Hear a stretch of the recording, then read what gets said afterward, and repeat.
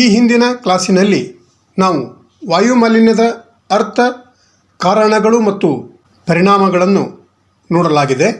ಈ ಒಂದು ಕ್ಲಾಸಿನಲ್ಲಿ ವಾಯುಮಾಲಿನ್ಯದ ನಿಯಂತ್ರಣೋಪಾಯಗಳು ಯಾವುವು ಎಂಬುದನ್ನು ನೋಡೋಣ. ಇಂದು ಕೈಗಾರಿಕಾ ಅಭಿವೃದ್ಧಿಯ ಜೊತೆಗೆ ಈ ಒಂದು ವಾಯುಮಾಲಿನ್ಯವಾಗದಂತೆ ನಿಗಾ ವಹಿಸುವುದು ಅತಿ ಅವಶ್ಯಕವಾಗಿದೆ.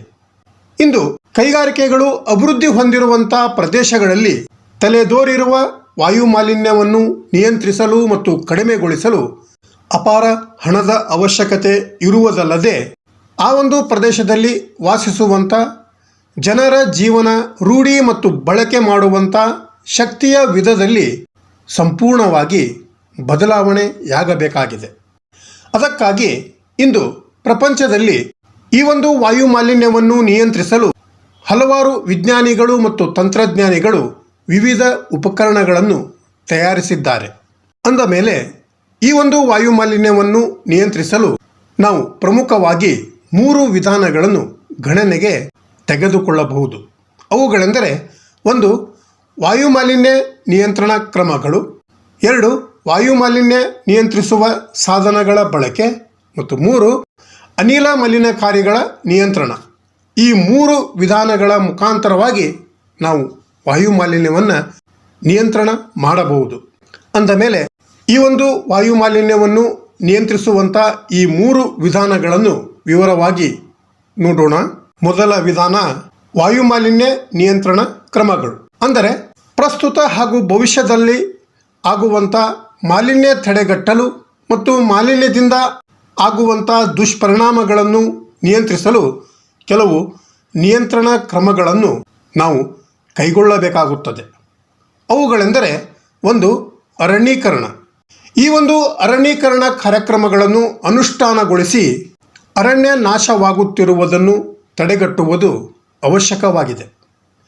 ವಾಯುಮಾಲಿನ್ಯ ನಿಯಂತ್ರಣದಲ್ಲಿ ಈ ಒಂದು ಗಿಡಮರಗಳು ಬಹಳ ಪ್ರಮುಖವಾದಂಥ ಪಾತ್ರವನ್ನು ವಹಿಸುತ್ತವೆ. ಪ್ರಪಂಚದ ಸುಮಾರು 33% ಭೂಭಾಗ ಈ ಒಂದು ಅರಣ್ಯವನ್ನು ಆವರಿಸಿಕೊಂಡಿರಬೇಕು. ಅಂದಾಗ ಮಾತ್ರ ವಾಯುಮಾಲಿನ್ಯ ನಿಯಂತ್ರಿಸಲು ಮತ್ತು ಜೀವ ಪರಿಸರ ಸಮತೋಲನವನ್ನು ಕಾಯ್ದುಕೊಳ್ಳಲು ಸಾಧ್ಯವಾಗುತ್ತದೆ. ಇನ್ನು 2ನೇ ಕ್ರಮ ಗಿಡಮರಗಳ ತೋರಣ ನಿರ್ಮಾಣ. ಅಂದರೆ ಗಿಡಮರಗಳನ್ನು ಬೆಳೆಸುವುದು. ನಗರ ಮತ್ತು ಗ್ರಾಮೀಣ ಪ್ರದೇಶಗಳ ಗಣಿಗಾರಿಕೆ ಮತ್ತು ಕೈಗಾರಿಕಾ ಪ್ರದೇಶಗಳ ಸುತ್ತಮುತ್ತಲಿನ ಪ್ರದೇಶಗಳಲ್ಲಿ ಆದಷ್ಟು ಹೆಚ್ಚು ಗಿಡಮರಗಳನ್ನು ಬೆಳೆಸುವುದರಿಂದ ನಾವು ವಾಯುಮಾಲಿನ್ಯವನ್ನು ಗಣನೀಯವಾಗಿ ಹತೋಟಿಯಲ್ಲಿ ಇಡಬಹುದು. 3ನೇ ಕ್ರಮ ವಾಹನಗಳ ನಿಯಂತ್ರಣ ಮತ್ತು ನಿಯಮ ಪಾಲಿಸುವುದು. ಅಂದರೆ 1. ಎಲ್ಲ ವಾಹನಗಳನ್ನು ನಿಗದಿತ ಅವಧಿಯಲ್ಲಿ ಸರ್ವಿಸ್ ಮಾಡಿಸುವುದು. 2. ಹಳೆಯ ಕಾಲದ ಯಂತ್ರಗಳನ್ನು ಬದಲಾಯಿಸುವುದು. 3. ಯಂತ್ರಗಳಿಂದ ಇಂಧನ ದಹನವಾದ ಬಳಿಕ ಹೊರ ಹೋಗುವಂಥ ಹೊಗೆಯನ್ನು ಶುದ್ಧಗೊಳಿಸಲು ಶುದ್ಧೀಕರಣ ವಿಧಾನದ ಫಿಲ್ಟರ್ ವ್ಯವಸ್ಥೆಯನ್ನು ಅಳವಡಿಸುವುದು. 4. ವಾಹನಗಳ ಚಾಲನೆಗೆ ಉಪಯೋಗಿಸುವಂಥ ತೈಲಗಳಾದಂಥ ಪೆಟ್ರೋಲ್ ಮತ್ತು ಡೀಸೆಲ್ ಇವು ಶುದ್ಧವಾಗಿರಬೇಕು. ಇದರಲ್ಲಿ ಸೀಮೆ ಎಣ್ಣೆಯನ್ನು ಬೆರೆಸಬಾರದು. ಮತ್ತು ಕೊನೆಯದಾಗಿ 5ನೇದು ವಾಹನಗಳಲ್ಲಿ ನೈಸರ್ಗಿಕ ಅನಿಲವನ್ನು ಕಡ್ಡಾಯವಾಗಿ ಉಪಯೋಗಿಸುವುದು. ಈ 5 ನಿಯಮಗಳನ್ನು ನಾವು ಪಾಲಿಸುವುದರಿಂದ ಈ ಒಂದು ವಾಯುಮಾಲಿನ್ಯವನ್ನು ನಿಯಂತ್ರಣ ಮಾಡಬಹುದಾಗಿದೆ. 4ನೇ ನಿಯಂತ್ರಣ ಕ್ರಮ ವಿದ್ಯುತ್ ರೈಲು ಸಂಚಾರ. ಅಂದರೆ ಉಗಿಬಂಡಿ ರೈಲು ಚಲಿಸುವುದನ್ನು ನಿಯಂತ್ರಿಸಿ ಇದರ ಬದಲು, ಅಂದರೆ ಉಗಿಬಂಡಿ ರೈಲಿನ ಬದಲು ವಿದ್ಯುತ್ ರೈಲು ಸಂಚಾರವನ್ನು ಮಾಡಬೇಕಾಗುತ್ತದೆ. ಅದು ಈಗ ಚಾಲನೆಯಲ್ಲಿ ಇರುವುದು ನಮಗೆ ಕಂಡುಬರುತ್ತದೆ. ಇನ್ನು 5ನೇ ನಿಯಂತ್ರಣ ಕ್ರಮ ಕಡಿಮೆ ಉಗಿ ಬಿಡುವ ತೈಲ ಉಪಯೋಗ. ಅಂದರೆ ಅತಿ ಕಡಿಮೆ ಉಗಿ ಬಿಡುವಂಥ ತೈಲವನ್ನು ಉಪಯೋಗಿಸಬೇಕು. ಸಾಂಪ್ರದಾಯಿಕವಾದಂಥ ತೈಲ ಮತ್ತು ಕಲ್ಲಿದ್ದಲನ್ನು ಉಪಯೋಗಿಸುವುದಕ್ಕೆ ಕಡಿವಾಣವನ್ನು ಹಾಕಬೇಕು. 6. ಕೈಗಾರಿಕಾ ಸ್ಥಳ ವಾಸಸ್ಥಳದಿಂದ ದೂರ ಇರಬೇಕು. ಅಂದರೆ ಕೈಗಾರಿಕೆಗಳು ಪ್ರಾರಂಭಿಸಲು ಆಯ್ಕೆ ಮಾಡುವಂಥ ಸ್ಥಳಗಳು ವಾಸಸ್ಥಳಕ್ಕಿಂತ ಸಾಧ್ಯವಾದಷ್ಟು ದೂರವಿರಬೇಕು. 7ನೇ ಕ್ರಮ ಕಾಡ್ಗಿಚ್ಚು ನಿಯಂತ್ರಣ. ಅಂದರೆ ಈ ಒಂದು ನಿಸರ್ಗದಲ್ಲಿ ತಮ್ಮಷ್ಟಕ್ಕೆ ತಾವೇ ಹೊತ್ತಿ ಉರಿಯುವಂಥ ಅರಣ್ಯಗಳನ್ನು ನಾವು ನಿಯಂತ್ರಣ ಮಾಡಬೇಕಾಗುತ್ತದೆ. 8. ಕೈಗಾರಿಕೆಗಳಲ್ಲಿ ವಾಯು ಮಾಲಿನ್ಯ ನಿಯಂತ್ರಣ ಸಾಧನಗಳ ಅಳವಡಿಕೆ. ಅಂದರೆ ಕೈಗಾರಿಕೆಗಳಲ್ಲಿ ವಾಯು ಮಾಲಿನ್ಯವನ್ನು ನಿಯಂತ್ರಿಸುವಂಥ ಸಾಧನಗಳನ್ನು ಅಳವಡಿಸಿದ ನಂತರವೇ ಆ ಒಂದು ಕೈಗಾರಿಕೆಗಳನ್ನು ಪ್ರಾರಂಭಿಸಲು ಅನುಮತಿ ನೀಡಬೇಕಾಗುತ್ತದೆ. 9. ಸಾರ್ವಜನಿಕರಿಗೆ ಈ ಒಂದು ವಾಯು ಮಾಲಿನ್ಯದ ಬಗ್ಗೆ ತಿಳುವಳಿಕೆ ಮೂಡಿಸುವುದು. ಅಂದರೆ ವಾಯು ಮಾಲಿನ್ಯದಿಂದ ಆಗುವಂಥ ದುಷ್ಪರಿಣಾಮಗಳ ಬಗ್ಗೆ ಸಾರ್ವಜನಿಕ ಸಂಘ ಸಂಸ್ಥೆಗಳಿಂದ, ಸರ್ಕಾರ ಮತ್ತು ಸರ್ಕಾರದ ಅಂಗಸಂಸ್ಥೆಗಳಿಂದ ತಿಳುವಳಿಕೆ ಮೂಡಿಸಬೇಕಾಗುತ್ತದೆ. 10. ಕಡಿಮೆ ವಿನಾಶಕಾರಿ ಶಕ್ತಿ ಉತ್ಪಾದನೆಗಳ ಶೋಧನೆ. ಅಂದರೆ ಕಡಿಮೆ ವಿನಾಶಕಾರಿಯನ್ನು ಮಾಡುವಂಥ ಶಕ್ತಿ ಉತ್ಪನ್ನಗಳನ್ನು ಶೋಧಿಸುವುದು. ಉದಾಹರಣೆಗೆ ಸೌರಶಕ್ತಿಯಿಂದ ಚಲಿಸುವ ಕಾರು ಅಥವಾ ವಾಹನಗಳನ್ನು ಹೆಚ್ಚು ಉತ್ಪಾದಿಸುವುದರೊಂದಿಗೆ ಅವುಗಳನ್ನು ಉಪಯೋಗಿಸಬೇಕು. 11ನೇ ಕ್ರಮ ಪರಿಸರ ನಿಯಮ ಪಾಲಿಸುವುದು. ಅಂದರೆ ಪರಿಸರ ಮಾಲಿನ್ಯವಾಗದಂತೆ ಕೈಗೊಂಡಿರುವಂಥ ಪರಿಸರದ ನಿಯಮಗಳನ್ನು ಪ್ರತಿಯೊಬ್ಬರೂ ಕಡ್ಡಾಯವಾಗಿ ಪಾಲಿಸುವುದು ಆಗಿದೆ. ಉದಾಹರಣೆಗೆ ಕೇಂದ್ರ ಸರ್ಕಾರದ ನಿಯಮದಂತೆ ಒಂದು ಗಿಡ ನಾಶ ಮಾಡಿದರೆ, ಅಂದರೆ ಒಂದು ಗಿಡವನ್ನು ಕಡಿದರೆ ಅದಕ್ಕೆ ಪ್ರತಿಯಾಗಿ 11 ಗಿಡಗಳನ್ನು ನೆಡಬೇಕಾಗುತ್ತದೆ. 12. ಅಣ್ವಸ್ತ್ರ ಸ್ಫೋಟನೆಯನ್ನು ಸಾಧ್ಯವಾದ ಮಟ್ಟಿಗೆ ಕಡಿಮೆಗೊಳಿಸುವುದು. 13. ತ್ವರಿತಗತಿಯ ಜನಸಂಖ್ಯಾ ಬೆಳವಣಿಗೆಯನ್ನು ನಿಯಂತ್ರಿಸುವುದು. ಇನ್ನು 14ನೇ ಕ್ರಮ ಪಠ್ಯದಲ್ಲಿ ಪರಿಸರದ ಬಗ್ಗೆ ಮಾಹಿತಿ ನೀಡುವುದು. ಅಂದರೆ ವಿದ್ಯಾರ್ಥಿಗಳಲ್ಲಿ ಪರಿಸರ ಪ್ರಜ್ಞೆ ಮೂಡಿಸಲು ಪಠ್ಯಕ್ರಮಗಳಲ್ಲಿ ಪರಿಸರ ಮಾಹಿತಿ ಕಡ್ಡಾಯವಾಗಿರಬೇಕು. ಈ ಒಂದು ಪರಿಸರದ ಶಿಕ್ಷಣ ಈಗ ಸದ್ಯದಲ್ಲೇ ಜಾರಿಯಲ್ಲಿದೆ. ಇನ್ನು ವಿಶ್ವ ಆರೋಗ್ಯ ಸಂಸ್ಥೆ ಮತ್ತು ಸಂಯುಕ್ತ ರಾಷ್ಟ್ರ ಸಂಸ್ಥೆಗಳ ವಾಯು ಮಾಲಿನ್ಯ ನಿಯಂತ್ರಣ ಕಾರ್ಯಕ್ರಮಗಳನ್ನು ಅನುಷ್ಠಾನಗೊಳಿಸಬೇಕು. ಅವುಗಳೆಂದರೆ 1. ಪ್ರತಿಯೊಂದು ರಾಷ್ಟ್ರವು ಗುಣಮಟ್ಟವನ್ನು ಕಾಪಾಡಿಕೊಳ್ಳಲು ಪರಿಪಾಲನಾ ಕಾರ್ಯಕ್ರಮವನ್ನು ರೂಪಿಸಿಕೊಳ್ಳುವುದು. ಮತ್ತು 2. ವೈಯಕ್ತಿಕ ಸಾರಿಗೆ ವಿಧಾನಕ್ಕಿಂತ ತಂಡ ಸಾರಿಗೆ ವ್ಯವಸ್ಥೆ. ಅಂದರೆ ಎಲ್ಲರೂ ಸೇರಿ ಒಂದೇ ವಾಹನದಲ್ಲಿ ಸಾರಿಗೆಯನ್ನು ಉಪಯೋಗಿಸುವುದು ಅಂತ ಅರ್ಥ. ಇದನ್ನು ಜಾರಿಗೆ ತಂದರೆ ವಾಹನ ಸಂಚಾರ ಕಡಿಮೆಯಾಗಿ ವಾಯು ಮಾಲಿನ್ಯವನ್ನು ನಾವು ನಿಯಂತ್ರಣ ಮಾಡಬಹುದು. ಈ ತೆರನಾಗಿ ವಾಯು ಮಾಲಿನ್ಯದ ನಿಯಂತ್ರಣ ಕ್ರಮಗಳು ಇದ್ದರೆ, ಇನ್ನು ವಾಯು ಮಾಲಿನ್ಯವನ್ನು ನಿಯಂತ್ರಿಸುವ ವಿಧಾನಗಳಲ್ಲಿ 2ನೇ ವಿಧಾನ ವಾಯು ಮಾಲಿನ್ಯ ನಿಯಂತ್ರಿಸುವ ಸಾಧನಗಳ ಬಳಕೆ.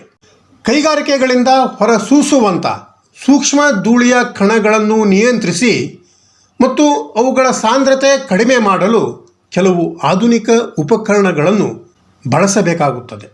ಅವುಗಳೆಂದರೆ 1. ಸೂಸುವ ಸಲಕರಣೆ.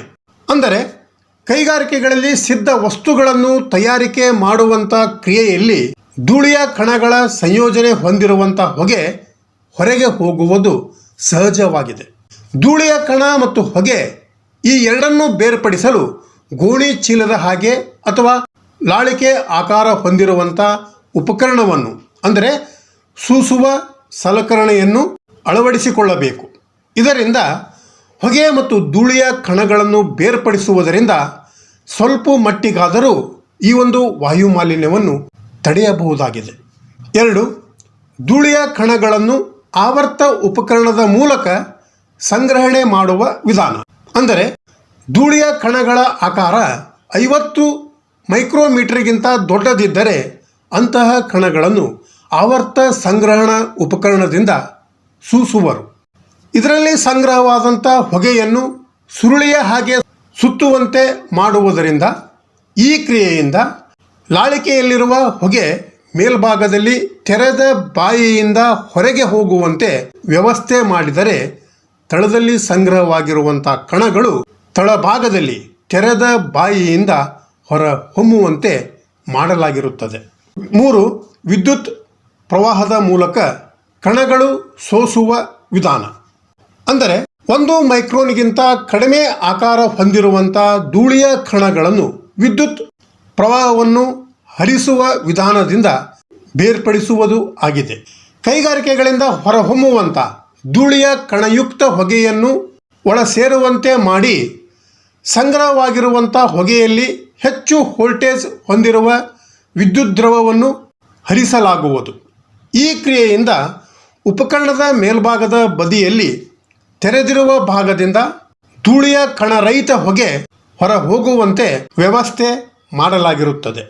ತಳಭಾಗದಲ್ಲಿ ಸಂಗ್ರಹವಾಗುವಂಥ ಧೂಳಿಯ ಕಣಗಳನ್ನು ಉಪಕರಣದ ತಳಭಾಗದಲ್ಲಿ ತೆರೆದಿರುವ ಬಾಯಿಯಿಂದ ಹೊರ ಹೋಗುವಂತೆ ಮಾಡಲಾಗಿರುತ್ತದೆ. ಇದೇ ವಿದ್ಯುತ್ ಪ್ರವಾಹದ ಮೂಲಕ ಕಣಗಳನ್ನು ಸೋಸುವ ವಿಧಾನವಾಗಿದೆ. 4ನೇಯದು ವಾಹನಗಳಿಂದ ವಿಸರ್ಜಿಸುವ ಪದಾರ್ಥಗಳ ನಿಯಂತ್ರಣ. ಅಂದರೆ ವಾಹನಗಳಿಂದ ಹೊರಸೂಸುವಂಥ ಮಲಿನಕಾರಿಗಳಾದಂಥ ವಿಷಕಾರಿ ಅನಿಲಗಳು ಘನ ಮತ್ತು ದ್ರವ್ಯ ವಸ್ತುಗಳನ್ನು ನಿಯಂತ್ರಿಸಲು ಮತ್ತು ಕಡಿಮೆಗೊಳಿಸಲು ಅನೇಕ ಸಾಧನಗಳನ್ನು ಅಳವಡಿಸಬೇಕಾಗುತ್ತದೆ. ವಾಹನಗಳ ಯಂತ್ರಗಳು ಹಲವು ವರ್ಷಗಳವರೆಗೆ ಬದಲಾವಣೆ ಮಾಡದೇ ಇದ್ದರೆ ಇಂಧನ ಸಂಪೂರ್ಣವಾಗಿ ದಹಿಸದೆ ಹೆಚ್ಚಿನ ಪ್ರಮಾಣದಲ್ಲಿ ಹೈಡ್ರೋಕಾರ್ಬನ್ ಅನ್ನು ಬಿಡುಗಡೆ ಮಾಡುತ್ತವೆ. ಇದನ್ನು ನಿಯಂತ್ರಿಸಲು ಸಮಯಕ್ಕೆ ಅನುಸಾರವಾಗಿ ಹಳೆಯ ಇಂಜಿನ್ಗಳನ್ನು ಬದಲಿಸಬೇಕು. 5. ಯೋಗ್ಯ ಇಂಧನ ಆಯ್ಕೆ ಮತ್ತು ಉಪಯೋಗದಿಂದ ಮಾಲಿನ್ಯ ನಿಯಂತ್ರಣ. ಅಂದರೆ ವಾಹನಗಳಲ್ಲಿ, ಕೈಗಾರಿಕೆಗಳಲ್ಲಿ, ಗೃಹ ಬಳಕೆ ಮತ್ತು ಇತರ ಕ್ಷೇತ್ರಗಳಲ್ಲಿ ಕಲ್ಲಿದ್ದಲು ಮತ್ತು ತೈಲವನ್ನು ಅಂದರೆ ಡೀಸೆಲ್ ಮತ್ತು ಪೆಟ್ರೋಲನ್ನು ಇಂಧನವನ್ನಾಗಿ ಉಪಯೋಗಿಸುತ್ತಾರೆ. ಇವುಗಳಿಂದ ಮುಖ್ಯವಾಗಿ ಹೊಗೆ, ಇಂಗಾಲದ ಡೈಆಕ್ಸೈಡ್, ಗಂಧಕದ ಡೈಆಕ್ಸೈಡ್ ಮತ್ತು ಮರಳಿನಂತಹ ಧೂಳಿಯ ಕಣಗಳು ವಿಸರ್ಜನೆಯಾಗುತ್ತವೆ, ಅಂದರೆ ಹೊರಹೊಮ್ಮುತ್ತವೆ. ಆದ್ದರಿಂದ ವಾಹನಗಳಲ್ಲಿ ಉಪಯೋಗಿಸುವಂಥ ಇಂಧನಗಳು ಸೂಕ್ತವಾಗಿರಬೇಕು. ಇಂಧನದಲ್ಲಿ ರಾಸಾಯನಿಕ ಅಂಶಗಳು ಸಂಯೋಜನೆ ಮಾಡಿ ನಾವು ಬಳಸಿದರೆ ಗಂಧಕದ ಡೈಆಕ್ಸೈಡ್ದಿಂದ ಆಗುವಂಥ ದುಷ್ಪರಿಣಾಮವನ್ನು ಸ್ವಲ್ಪ ಮಟ್ಟಿಗಾದರೂ ಕಡಿಮೆ ಮಾಡಬಹುದು.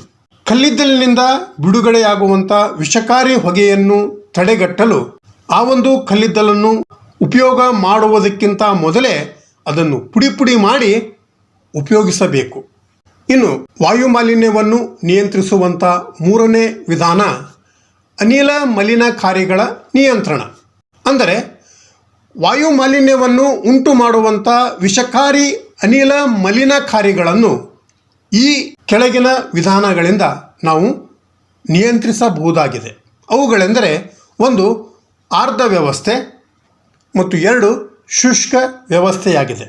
ಇಲ್ಲಿ ಆರ್ದ್ರ ವ್ಯವಸ್ಥೆ ಎಂದರೆ ವಾಹನಗಳ ಕಾರ್ಬೋರೇಟರ್ ಸ್ವಚ್ಛ ಮಾಡುವಾಗ, ಬಿಡಿ ಭಾಗಗಳನ್ನು ತೊಳೆಯುವಾಗ ಆಮ್ಲತೆಯನ್ನು ನಿವಾರಿಸುವ ಕ್ಷಾರ ದ್ರವ್ಯ ಉಪಯೋಗಿಸಬೇಕು. ಈ ದ್ರವ್ಯ ಗಂಧಕದ ಡೈಆಕ್ಸೈಡ್ದೊಡನೆ ಪರಿವರ್ತಿಸಿ ಆರ್ದ್ರತೆಯನ್ನು ಉತ್ಪಾದಿಸುತ್ತದೆ. ಇದರಿಂದ ನಾವು ಅನಿಲ ಮಲಿನಕಾರಿಗಳನ್ನು ನಿಯಂತ್ರಣ ಮಾಡಬಹುದು. 2ನೇ ಕ್ರಮ ಶುಷ್ಕ ವ್ಯವಸ್ಥೆ. ಈ ವ್ಯವಸ್ಥೆಯಲ್ಲಿ ಅನಿಲ ಮಲಿನಕಾರಿಗಳನ್ನು ಶುಷ್ಕ ಸ್ಥಿತಿಯಲ್ಲಿರುವ ಕೆಲವು ಹೀರುವ ಅನಿಲಗಳೊಡನೆ ಪರಿವರ್ತಿಸಲು ಅನುವು ಮಾಡಿಕೊಡುವುದಾಗಿದೆ. ಅಂದರೆ ಡೊಲೊಮೈಟ್, ಸುಣ್ಣ ಮತ್ತು ಸುಣ್ಣದ ಕಲ್ಲುಗಳನ್ನು ಗಂಧಕದ ಡೈಆಕ್ಸೈಡ್ ಅನಿಲದೊಡನೆ ಬೆರೆಸುವುದು. ನಂತರ ಗಂಧಕದ ಡೈಆಕ್ಸೈಡ್ ನೀರಿನೊಂದಿಗೆ ಸಂಪರ್ಕ ಹೊಂದಿ ಸಲ್ಫ್ಯೂರಿಕ್ ಆಮ್ಲವಾಗಿ ಉತ್ಪಾದನೆಯಾಗುತ್ತದೆ. ಇದರಿಂದ ಅನಿಲ ಮಲಿನಕಾರಿಗಳನ್ನು ನಿಯಂತ್ರಣ ಮಾಡಬಹುದು. ಈ ತೆರನಾಗಿ ವಾಯುಮಾಲಿನ್ಯದ ನಿಯಂತ್ರಣ ಉಪಾಯಗಳಿದ್ದು, ಮುಂದಿನ ಕ್ಲಾಸಿನಲ್ಲಿ ಇದೇ ತೆರನಾದಂಥ ಇನ್ನೊಂದು ವಿಷಯದೊಂದಿಗೆ ಮತ್ತೆ ಭೇಟಿಯಾಗೋಣ. Thank you.